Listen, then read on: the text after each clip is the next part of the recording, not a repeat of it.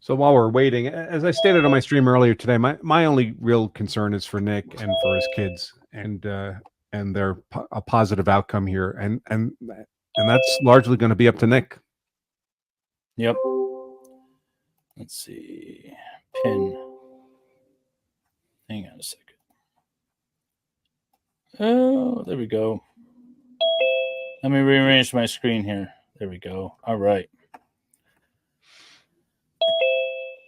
Yeah, it is. It's definitely going to be up to how Nick handles this going forward. There's a game to play here. There's a system to play into at this point. Kill niggers, behead niggers, roundhouse kick a nigger into the concrete. You knew this was coming, people. Yeah, it depends on how Nick plays into the system, and he can definitely play it the right way, and he knows how to work this system. So. This particular, I mean, these these criminal circumstances are frankly the least of my concerns. I mean, whatever, I think he'll have a reasonable outcome here unless he really screws that up. But I'm thinking about the rest of his life. Well, that's true. He, again, this is an opportunity for him. We've seen him on the streams. There's been rumors of drug problems. It seemed to be somewhat more credible now. Right. And so this is an opportunity for him to, when I say play the system, you're not playing the system, you're taking advantage of the system. Right. If you use this as an opportunity to get clean, he can come. This could be one of the greatest comeback stories, it should be out there. Good morning, everyone. We're going to go on the record. Before we do, a couple rules this morning, giving the amount of observers. First, you are to turn off your device so you are muted and turn off your video camera. Second of all, there have been requests to record this proceeding. Those requests are denied.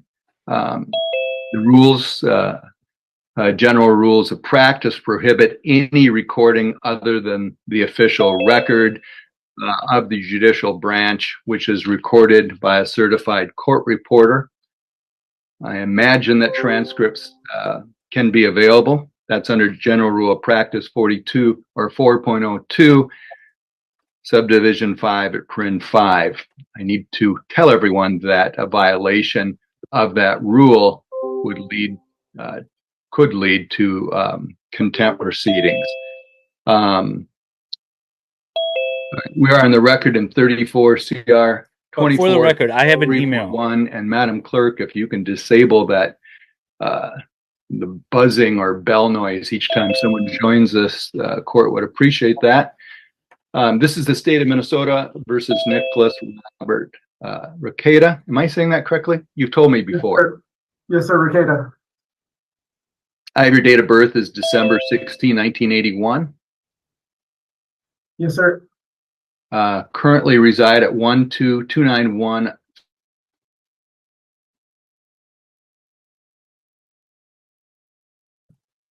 Okay.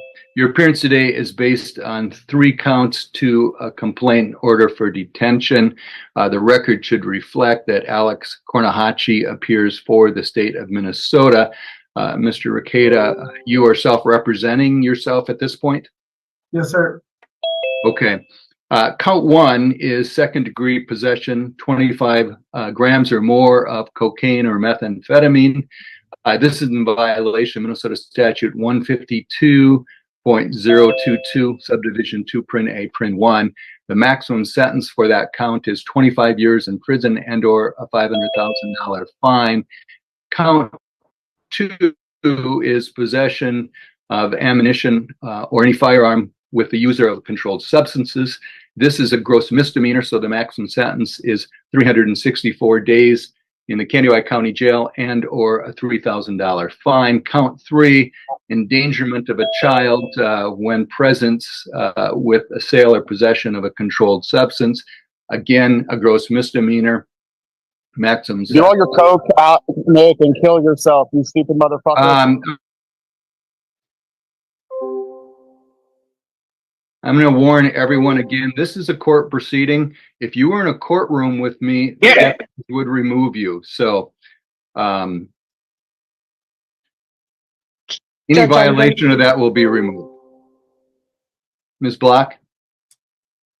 Judge, I just disabled people the ability to unmute themselves, so I will work to unmute people as they need to speak to the court this morning. All right, thank you. Aside from Mr. Rekieta and Mr. Kornahachi, no one needs to at this point. Lastly, I think I was saying that the count 3 gross misdemeanor has a maximum sentence of 364 days and or a $3,000 fine. Mr. Rekieta, you understand what you've been charged with? And second question, the maximum sentences associated with each count?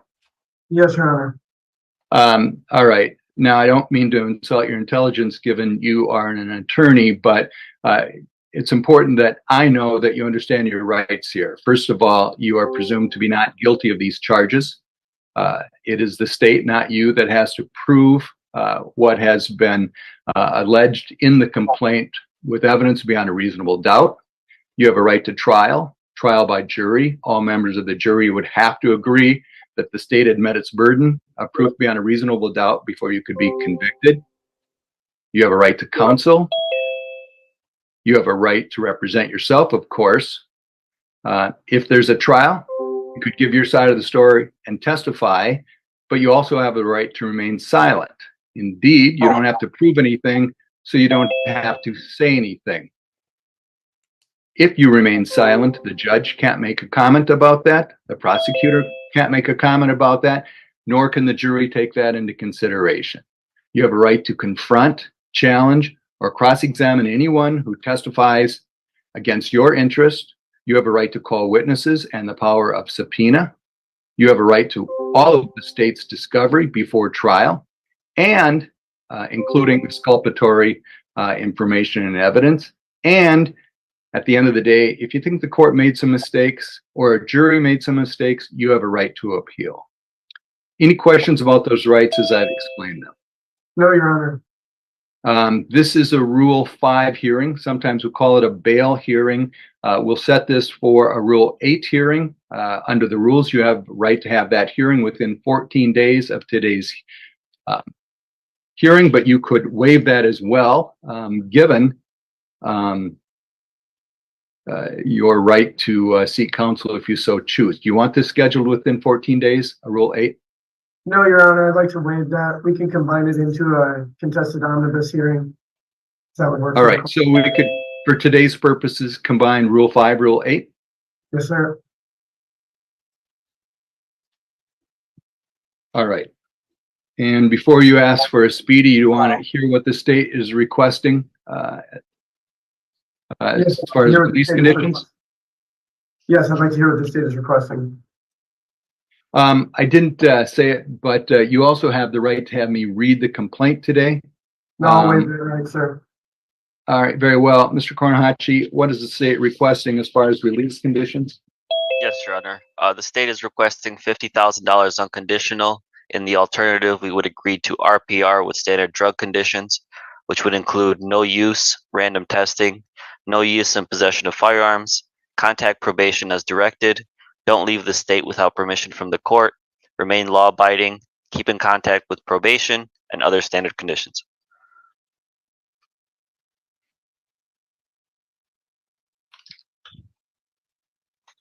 Mr. Rekieta, any objection to those conditions?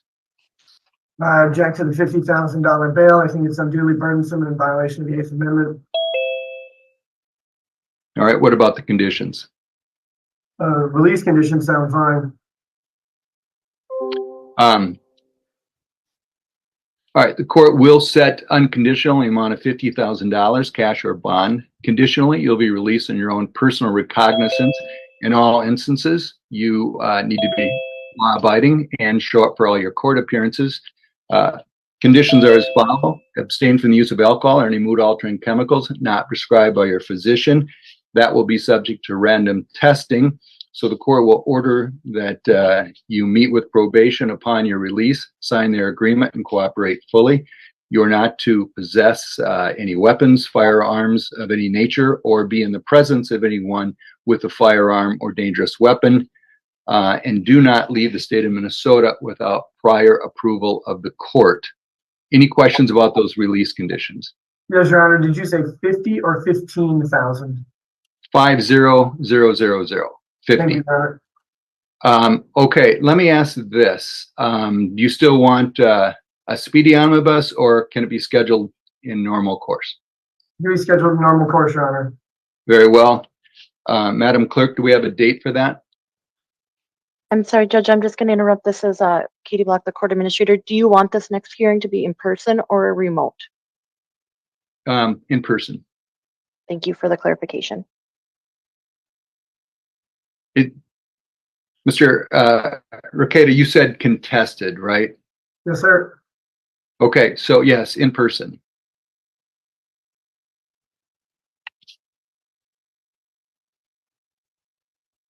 And I'm sorry, Your Honor, just to clarify, timelines are waived? Yes.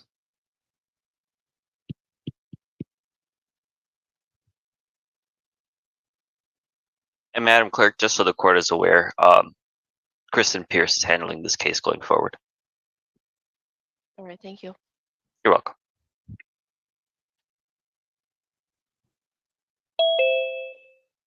So while we're waiting for the date, $50,000 bond, cash or surety, which means he can And the pay. matter has been assigned with Judge Fisher. I'm looking at Tuesday, August 20th at 2:45. Good for the state. Judge Without Fi- having a calendar, it sounds great. Very well. Any other business we can conduct? Now, Yes, on behalf of this, Oh. apologies. Go ahead. Your Honor, I have requested to see two of my clients and have been forbidden from doing so. I would like to see them before their arraignment. He's going to represent his I'm not wife. understanding your request. Can you repeat it? As two of my clients are set for arraignment today, I have requested to see them. They have both requested to speak to their attorney, who is me, and they have been prevented from doing so up to this point. I was wondering if we could get an order to allow me to at least speak to my clients before they come into their first appearance. Gornahachi? Your Honor, I'm not sure if the court is aware, April Multi has been released. Okay. And then I believe the other person who's referring to is his wife, Kayla. Is it Rekieta? Rekieta. I'll leave it to the court's discretion.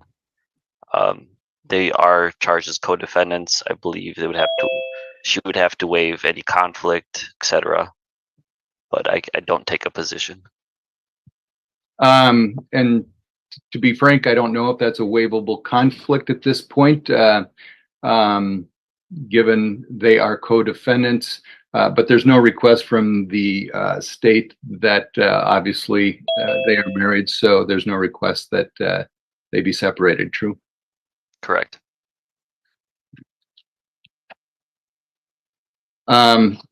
Well, it's an issue of denying counsel to Ms. Rekieta, so I will grant the request and leave that as an issue for Judge Fisher. At least to get us through the arraignment this morning. Thank you, Your Mr. Honor. Jailer, are you able to make accommodations? Mr. Rekieta, how much time do you need? Not long, just about 15 minutes, Your Honor. Can the jail accommodate that? That'd be up to the jail administrator, Your Honor. I'm sorry? I would have to talk with the jail administrator. All right. If they have any difficulties with that, the jail administrator, since I'll be in these proceedings, should contact Chief Judge Beckman. Thank you, Your Honor. Thank you. All right. Since Ms. Rekieta is not available, at least for the next 15 minutes, do we want to take the next matter? Fine with the state, Your Honor. Do we want to interpret the case next? Which case? The interpreter case? Sure. Okay, thank you, Your Honor. Thank you, Your Honor. Okay, so we're going to pull down the screen. They're going to handle some other cases. I'll leave it going and see if Nick's wife, if her arraignment goes for a bit. Hopefully you guys can't hear all the dinging and stuff. I'll still hear it.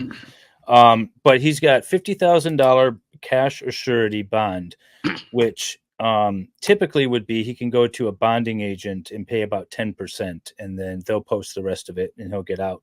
And so long as he appears, there won't be any issue. Otherwise, I think Dog is going to come after him. Bronca, thoughts on Nick representing his co-defendant? Well, that's what I would want to do if I were him. He wants a chance to talk to his wife before she goes in for arraignment. He also wanted to talk to this April person, obviously. It's an odd circumstance. She's already released, which is a little alarming, frankly. Yeah, that the third is already released. Yeah. Because that suggests maybe she's being cooperative to the detriment of Nick and his wife. Who knows? There's speculation on my part, but that would be consistent with her just being kicked loose. Clearly, Nick and his wife are not being kicked loose. I was a little confused about the conditions for release. It almost sounded like in the alternative to me, like $50K with no conditions or own recognizance with the conditions. Yeah, I was too. I'm not familiar with the phrasing of the 50,000 unconditional. I don't really know what that means out of Minnesota because we don't really have that terminology here. It would be 50,000 cash or surety, or 10% is a third option in Michigan, which sounds like it's not happening here. But then then the judge goes RPR with a whole series of conditions, but RPR is normally released personal recognizance. Yeah, which would be like an additional promise to appear.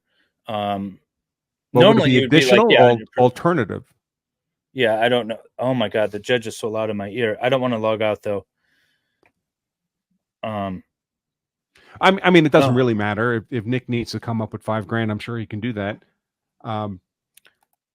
Yeah, he's just going to have to get a hold of somebody. The interesting thing though is representing a co-defendant in a case, because first of all, co-defendants, like we saw in James and Jennifer Crumbly, there could be a lot of conflicts in there. And one of the big issues with them is that they were represented by the same law firm, even though they were different attorneys.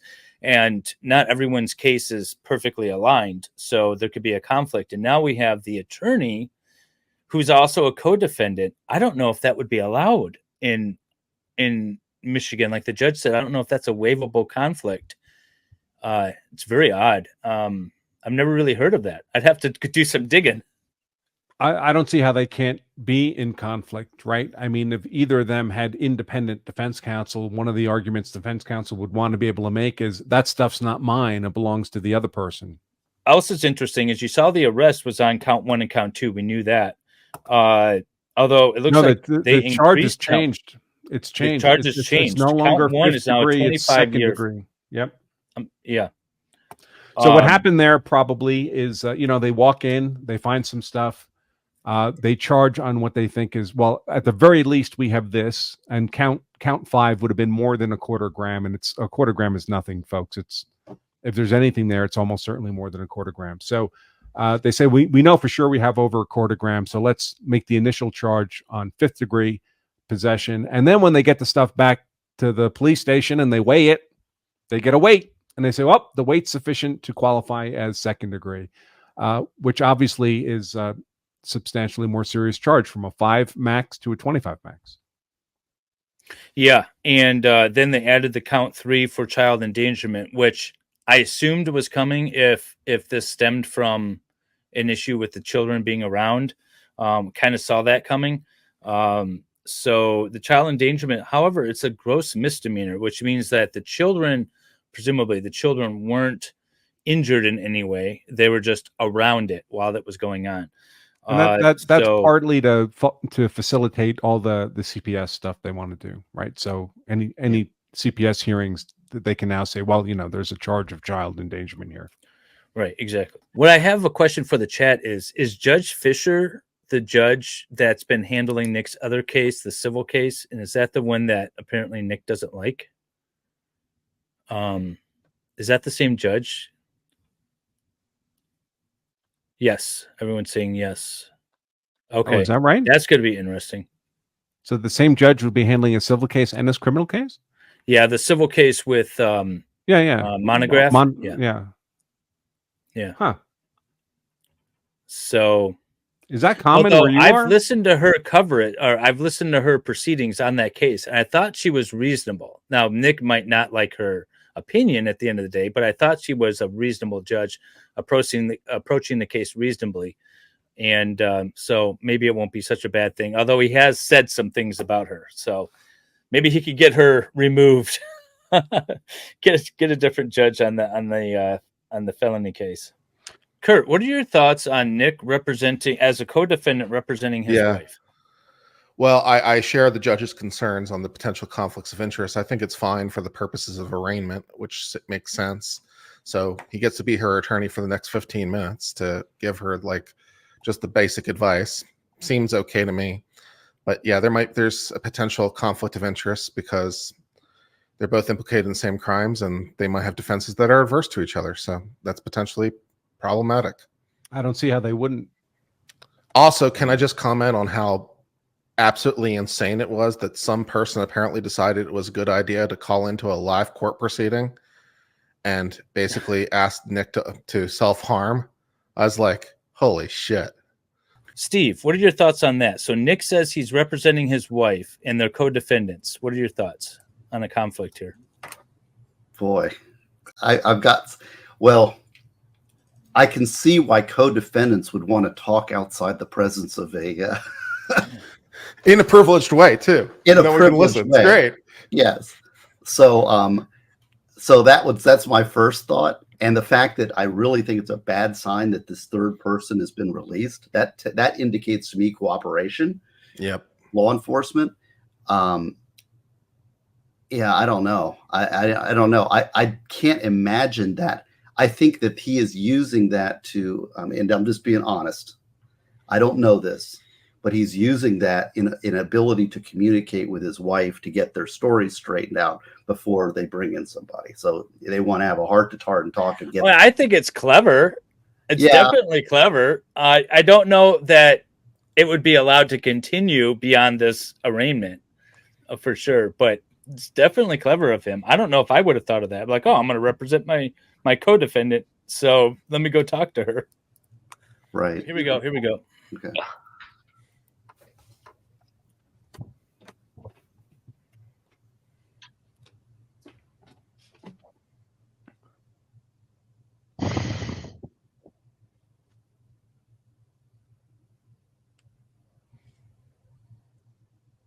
Hopefully, when they start speaking, hopefully you can hear it. I think I unmuted it. All right. We are on the record in court file 34 CR 24 342. It's the state of Minnesota versus Kaylee Christine Rekieta. You are Ms. Rekieta? Yes. All right. We've had some trouble hearing everyone this morning. So if you could get a little closer to the microphone and speak a little louder. Your appearance today is based on a complaint order for detention with 3 counts. I have your date of birth is March 9. Yes, sir. All right. The record should also reflect that Alex Kornahachi appears for the state of Minnesota.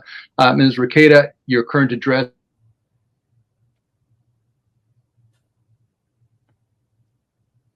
Yes, sir. Okay. And you also get your mail there? No, sir. We have a PO box.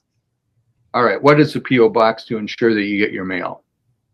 PO box 97. And sorry, Mr. Rekieta lives there as well. He's also a co-defendant with you. Yes, sir. And he would get his mail there as well. Yes, sir. Count 1 is second degree possession of 25 grams or more of cocaine or methamphetamine. This has been charged out as a felony, so the maximum sentence is 25 years in prison and or a $500,000 fine. Offense date was May 23rd, 2024. Count 2 is possession of ammunition or a firearm by a user of a controlled substance in violation of Minnesota statute 624.713 at subdivision 1. This is a gross misdemeanor, so the maximum sentence is 364 days and or a $3,000 fine. And then lastly, count 3, neglect or endangerment of a child. Again, a gross misdemeanor, maximum sentence 364 days and or a $3,000 fine. First question is, do you understand what you've been charged with? I understand, yes. All right. And the maximum penalties associated with each offense or each count. Yes, sir. All right. When someone has been accused of an offense such as this, it's important that you understand your rights. Starting point is that you are presumed to be not guilty. You don't have to prove your innocence. Rather, the state has to prove your guilt, and they have to do so with evidence beyond a reasonable doubt. 2, you're entitled to counsel, legal counsel, and if you can't afford it and an attorney, the court would appoint one for you. 3, you're entitled to trial by jury if you so choose. If there's a trial, all members of the jury would have to agree that the state had met its burden of proof beyond a reasonable doubt before you could be convicted. If there's a trial, you could give your side of the story if you wish, but you don't have to because you have a right to remain silent. Indeed, you don't have to prove anything, so you don't have to say anything. If you remain silent and don't testify, the judge and the prosecutor cannot make comments about that because it is your constitutional right, nor can the jury consider it. You have a right to confront, challenge, or cross-examine any witness who testifies against your interest. You have a right to call witnesses and the power of subpoena to force witnesses to come and testify on your behalf. You have a right to receive all of the state's evidence and information, including exculpatory information, before trial. And at the end of the day, if you think the judge or the jury made some mistakes, you have the right of appeal. Do you have any questions about those rights this morning? No, I do not. You have a right also to have me read the complaint to you. If you read it or you're able to read it, you can waive that right. Do you need for me to read it to you? Not at this time, no. Very well. Any objection to setting these hearings tracking your husband's case? Or would you want a separate hearing? I think I would like this tracking, yes.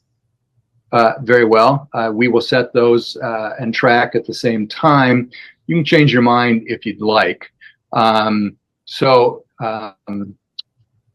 This is sometimes called a bail hearing, and then you would come back for an arraignment. We combine those hearings for Mr. Rekieta. Do you want to do the same thing and then just set this for a contested omnibus? That's a yes? Yes, please. You're nodding, but you're yes? Yes. Okay. Mr. Kornahachi, does the state have any release conditions? Yes, sir. Yes, Your Honor. We would ask for the same conditions as Nicholas Rekieta, $50,000 unconditional, and the alternative RPR with standard conditions. If the court would like, I can repeat the conditions I had asked for. You're going to have to. I threw it away. So no problem. So that would be no use of controlled substances or alcohol, random testing, no use or possession of firearms, contact probation as directed, don't leave the state without permission, remain law-abiding, and other standard conditions. Ms. Rekieta, any objection? No. Very well. Court will order unconditionally amount of $50,000 cash or bond. Conditionally, you'll be released on your own personal recognizance. But in all instances, you have to remain law-abiding and show up for your court appearances, and we'll give you that date shortly. It'll also be noted on this release order. You are to abstain from the use of alcohol or any mood-altering chemicals not prescribed by your physician. That will be subject to random testing, so I'll have you report to probation, sign their agreement, and cooperate fully, which means keeping in contact with the pretrial probation agent. You are not to possess any firearms, ammunition, or dangerous weapons, and don't leave the state of Minnesota without prior approval of the court. Any questions about any of that? No, sir. Understood. Madam Clerk? Your Honor, that is August 20th at 2:45. All right. And that's State, all from thank the Candy. All right. Is that all from the Candiac County Jail? That's all we have, Your Honor. Okay, thank you. Thank you. Candiac County Jail signing off. Okay. So that is it.